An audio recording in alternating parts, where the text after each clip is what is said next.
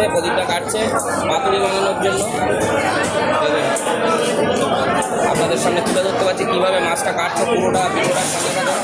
পুরো ভেটকি মাছটা কেটে ওর কাটা থেকে শুরু করে উপরের চামড়া সব বার করে দিয়ে শুধু সলিড, এই যে এরকম সলিড মাছটা থাকবে দেখুন। এটাকে আবার 50 গ্রামের পিস করা হবে।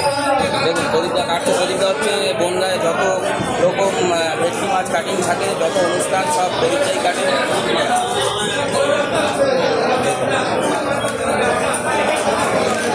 কীভাবে কাটাটা বের করে দিচ্ছে শুধু সেটা দেখতে থাকুন।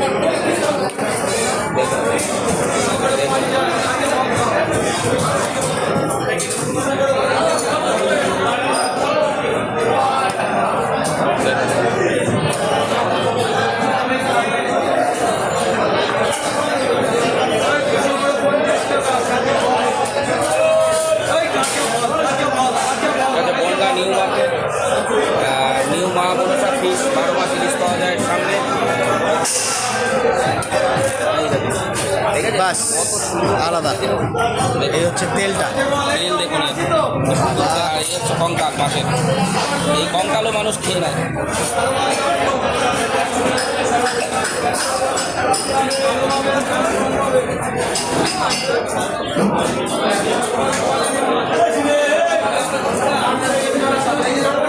কাটাগুলো বের করে দিচ্ছি।